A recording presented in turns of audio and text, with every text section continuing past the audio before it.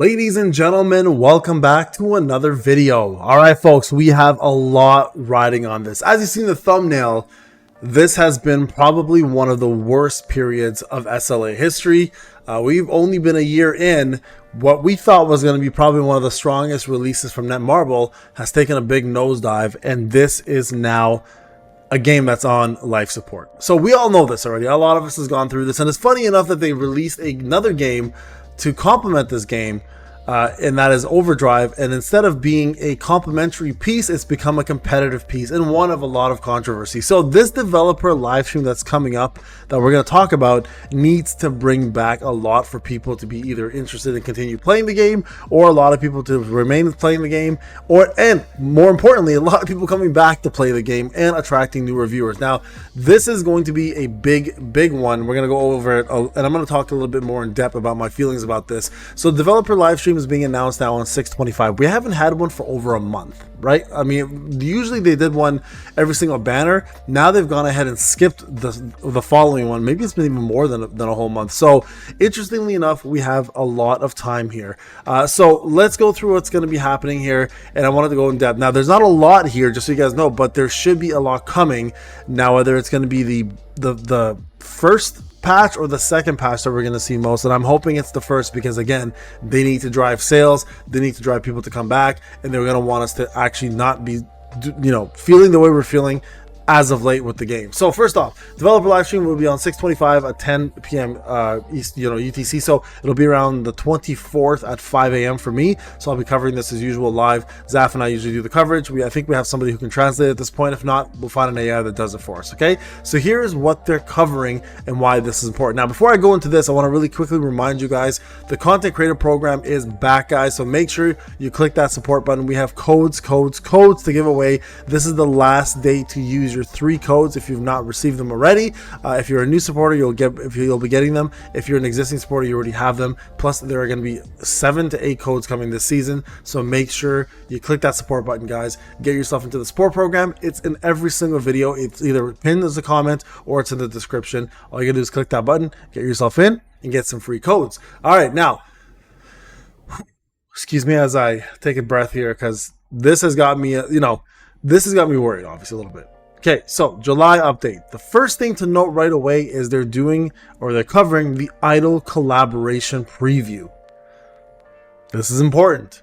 All right, so Jinnah is not the first unit to come out. It's going to be the Idle collaboration first, from what it looks like. Because normally what they would say is they'd say the units that they're previewing, and in this case, Jinnah is not first. So it looks like Jinnah will be following the Idle collaboration. Now, we don't know if that's going to be the following week, the following 2 weeks, the following 3 weeks, or at the end of July for Jinnah, and then the following banner after that would be the other 3 Idle collaboration units. Now, keep in mind, all leaks have done a pretty decent job of letting us know what to expect, but with that being said, we don't 100% know exactly who is coming down first. So I'm going to give you guys a preview again of the ones that we know about, and you guys can take this again with a grain of salt, because it is, again, leaks, right? Keep that in mind. And the main thing to remember is they have 100% confirmed that there will be 5 units overall coming out, and they will be pretty much back to back. So here is what they've announced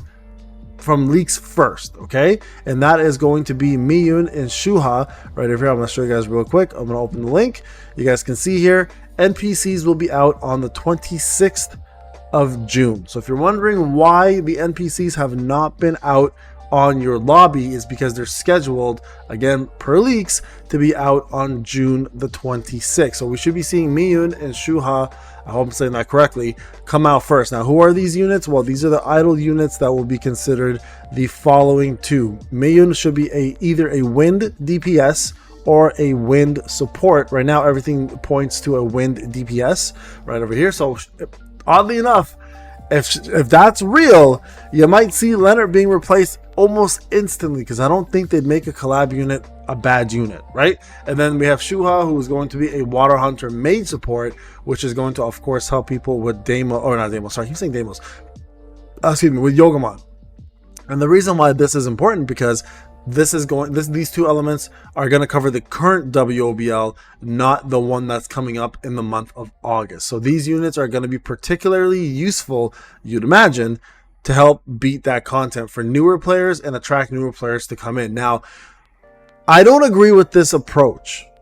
Okay, I don't agree with this approach. They should have, in my opinion, brought Jinna first. I think Jinna would have had more hype than they would have had having these two released. I think this was a mistake. I think they should first have released Jinna, and then following her or in between her, these idle units should have come out. And they should actually cover Jinna hopefully in this month. But if they don't in this developer note, we know that she's coming out later on. Okay, story very hard mode preview. Now this one is important. This has got a lot of people interested. This one needs to actually have a little bit of give for difficulty. Like, it needs to be difficult for people to want to actually continue playing story mode and actually caring about it as we did in the past. Now, one scary thing, and I'm only quoting this, guys, based on their own reports, because I don't want people to lose their shit if it does possibly happen, is it does say the 2 new chapters that are coming out, which is the Deep Sea Naga and the Architect chapters, the Hidden Story. It says new chapters will have very hard mode. Now, I don't know if that means only those chapters. I'm just reading what I said, and after reading it, it just sounded like that. So I'm really hoping that these guys introduce very hard mode story for the entirety of the story mode, not just those 2 new chapters, because I think that would really upset a lot of people. But it's a possibility, guys, because as we're going through the game, technically in the manhwa, these enemies are becoming stronger, but so is Sung Jin-woo, right? So who knows? This one's got me worried. If they're smart, they would give very hard mode again from the very beginning, allowing people to experience the whole game again in a new look and feel, as we did when the game first came out, when story mode was actually worth playing, right? You guys remember all the focus chapters, the Kargalagagan chapters with the 4 orcs. Forgot the name of it. We obviously Igris was a big one too. Some of the stages in chapter 15 were fairly difficult. So there's a lot of notable stages back then that like chapter 10 hard mode with the bear. So there's a lot, guys, that we remember looking back fondly, surprisingly now, compared to before, where everyone was like, oh, it's too difficult, they should need to nerf it. Then they nerfed it to the ground. Now people are all upset about that. This needs to bring a little bit of that flair back so we can all enjoy doing story mode again. Encore Mission's new boss preview. This looks like it's going to be, I think, the Naga. I could be wrong. I don't know who exactly they're introducing. I'm pretty sure they announced somebody, but I don't remember who. So that'll be nice to have a new boss to actually play. And then schedule updates for convenience and other improvements. Now this is where we're expecting a lot of different things, such as the integration of POD for the world rankings, the new amplification system, the brand new shadow, and etc. Right? So there's a lot that should be coming down here. I've already covered the video on this. So July events, artifact set rate up event preview. I'm not sure what this is.